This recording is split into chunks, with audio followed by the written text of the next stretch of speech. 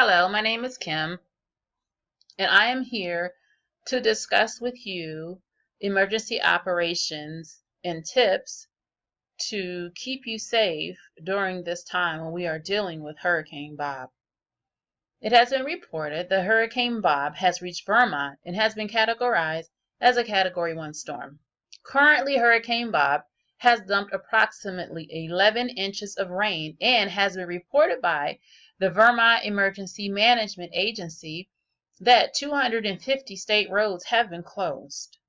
I have also received reports that millions in the area are without electricity and many have been displaced from their homes due to flooding. Because the storm is still in progress, I do not have a dollar amount of damage, but it has been estimated that it could be in the billions. The death toll as it stands is currently at an estimated 40 persons with at least 100 reported missing. Lastly, it's very important to understand that the U.S. President has declared this area a major disaster area and has worked to provide federal aid as well as volunteers to assist with local and state efforts. I am going to share with you useful information such as post-hurricane measures, organizations for assistance with supplies during this hurricane, health concerns, and lastly, long-term effects of the hurricane. All information provided is vital in keeping you and your loved ones safe. So first we're going to get into general post-hurricane safety measures.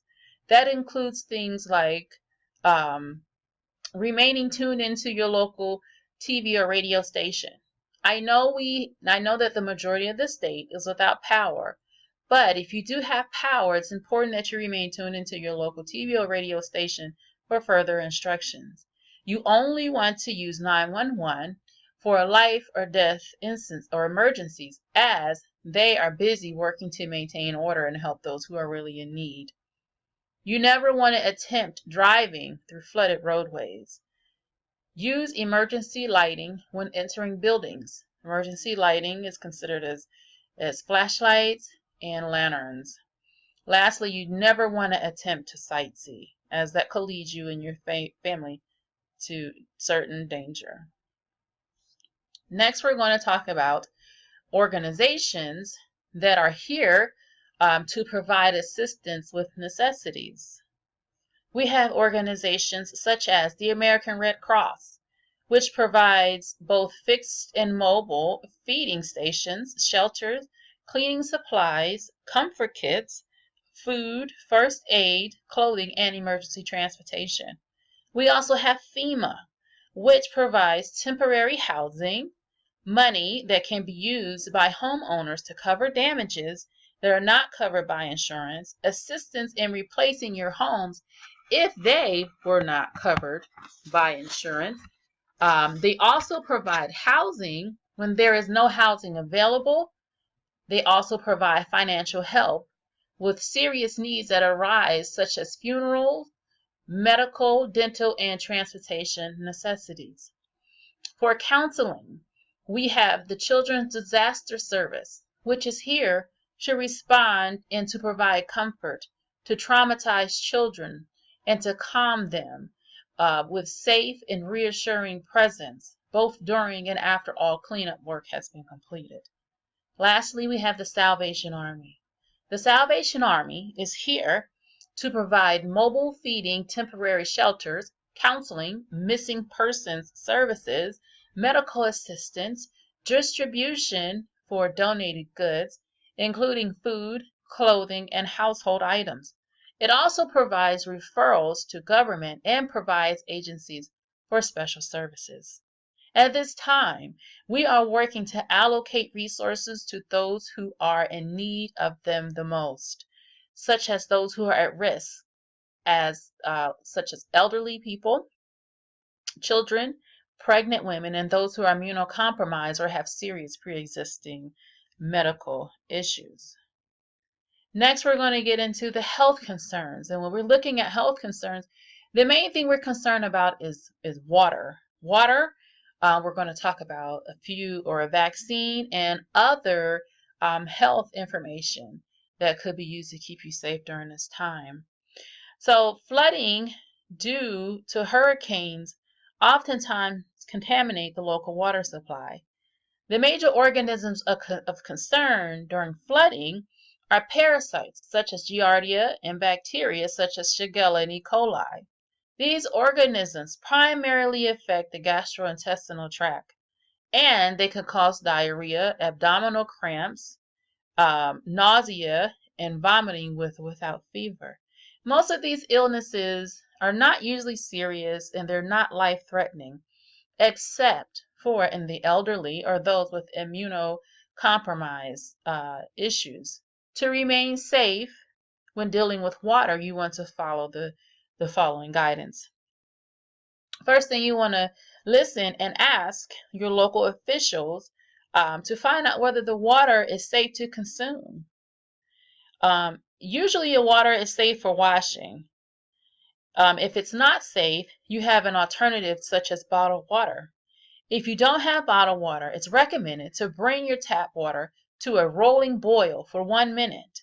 Another alternative is to add 1/8 teaspoon of new unscented liquid bleach to 1 gallon of water. Stir well and then let the water sit for 30 minutes before you drink it. Lastly, as far as purifying water, you have the option of using water purifying tablets. Remember, it's always important to follow the product's safety instructions. So, many may have questions as to if the water is safe to bathe or for washing. So, the water may be used for showering, bath, shaving, and washing. So, as long as care is not taken to swallow the water. You do want to be careful and mindful for children and disabled individuals while they are using the water for shaving or for washing, and supervise them to ensure the water is not ingested. So when we're looking at vaccines, typically vaccines will not be administered due to flooding. However, it is recommended that members who have been exposed to contaminated water that may have open wounds or who have not received a tetanus booster within the last 10 years receive a booster shot. No other vaccines are required. Other health concerns that will keep you safe during this time is the practice of avoidance. You want to make sure you avoid stray animals. You want to make sure you avoid mosquitoes and avoid all wild animals. So the last thing we're going to talk about is the long-term effects of hurricanes. You have to consider things like property laws, such as documents, vehicles, damage to land and soil, and damage to infrastructure, such as bridges and roadways. So lasting effects, such as loss of property, can negatively affect people's living quarters, transportation, livelihood, and means to live. Homes are often beyond repair or take a lot of time to become livable again. Personal effects, such as memorabilia, vehicles, and documents, are often permanently lost. In terms of damage to land and soil, fields typically are saturated after hurricanes, and it sometimes can take years for crops to grow again. Flooding, in terms of infrastructure, flooding is considered one of the most common natural disasters, and a sudden excess of water is more than likely to damage the roadways. So you have to not only be concerned about roadways, but you have to be concerned about bridges. Weakened bridge foundations can ultimately lead to failure. Debris washed down the river can damage bridge structures as well. Heightened flows also lead to increased erosion of the soil surrounding the river, which can undermine the roads adjacent to the river. So today we talked about a lot of different things that are there to keep your family safe. We've discussed post-hurricane measures that are there to keep you safe, organizations that are there to provide assistance during this time, health concerns, and lastly, long-lasting effects of hurricane. Above all, once again, it's most important that everyone remain calm and remain safe.